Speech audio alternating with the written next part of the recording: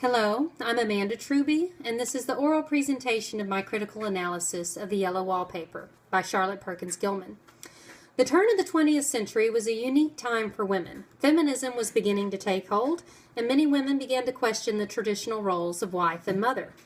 This was also the time period that saw the prevalence of the rest cure adopted by Dr. W. Mitchell and many other practitioners of mental wellness. The treatment of hysteria, the blanket term used to cover depression and other mental issues in women, consisted of rest, limited mental stimulation, and suppression of creativity.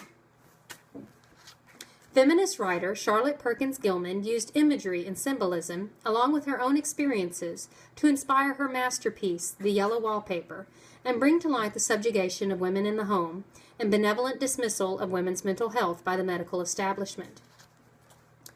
Charlotte Perkins Gilman was raised by a single mother. The family was impoverished and often relied on extended family for aid.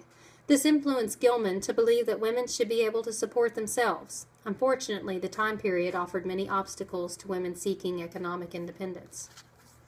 Gilman herself suffered from postpartum depression and was resistant to the rest cure. She eventually divorced her husband, moved to California, and then later on sent her young daughter back to her ex-husband to be raised. She was unable to embrace the traditional role of wife and mother. She realized her true calling and became a writer and a speaker for women's reform. Her significant works include Herland, the feminist utopia novel, and Concerning Children and Women in Economics. The Yellow Wallpaper, however, has been considered her masterpiece. The story describes the gradual mental breakdown of a woman who is possibly suffering from postpartum depression, who is benevolently smothered by her physician husband, who doesn't seem to believe that she is truly ill. Gilman herself said she wrote the story to save other people from going crazy, and critics have tied The Yellow Wallpaper to the feminist movement. The consensus is that the diagnosis of hysteria and the prescribed rest cure were not necessarily concerned with the actual mental health of the female patient, but more concerned with maintaining the established social balance of men as superior to their wives. In The Writing Cure, Diane Herndl proposes that in allowing women to address their issues directly, they eventually heal themselves. Greg Johnson proposed that hysteria was actually an enraged response to female suppression. Overall, critics tend to view The Yellow Wallpaper as more of a feminist commentary than otherwise. The Yellow Wallpaper provides a very intimate view of the narrator's unraveling mind. The setting is essential to the events of the story, as those events would have unfolded much differently in today's time.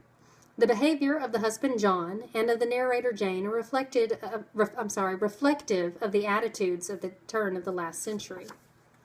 Jane is cautious and hides her true self, but she is honest in her writings in her journal. She is preoccupied by the strange house she and her husband have rented for the summer. Her spouse laughs at her, and the narrator appears hopeless and helpless in the face of his patronizing and paternalistic attitude. John is gently domineering and stifling. He limits his wife's contact with others and forbids her to work, which for Jane is writing, so she feels that she must do so in secret. Today, these actions would be considered emotional abuse. However, at the time, it was considered to be the husband's wife over his spouse. The narrator redirects her unhappiness into a preoccupation with the house, particularly the wallpaper of the nursery that she stays in. Certain attributes of the nursery seem to reflect Jane's confinement. The rings in the wall that can be used to tether and anchor a person, the gate at the stairs, and the barred windows. These also symbolize the general restrictions that society has placed on women. The narrator's madness is illustrated by her relationship with the wallpaper in the nursery.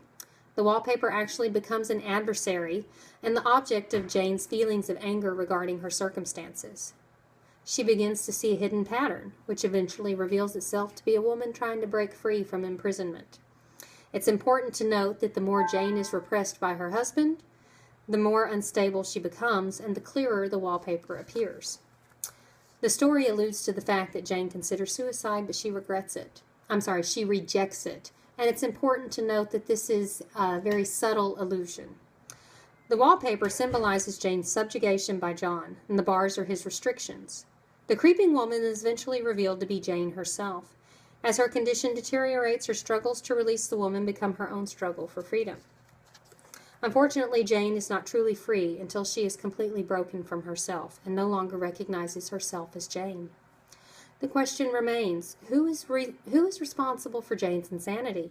Is it her husband John for treating his wife unequally and expecting submission, or is it a flaw within Jane herself? Gilman's intent in writing The Yellow Wallpaper is twofold. She exposed how ideas of traditional marriage roles were debilitating to some women, and she also exposed the incompetence of the medical establishment regarding mental illness, especially in women. This is especially sad when one considers how close Gilman came to mental breakdown herself. Her unique experiences gave her a very powerful voice with which to forward her agenda. Thank you.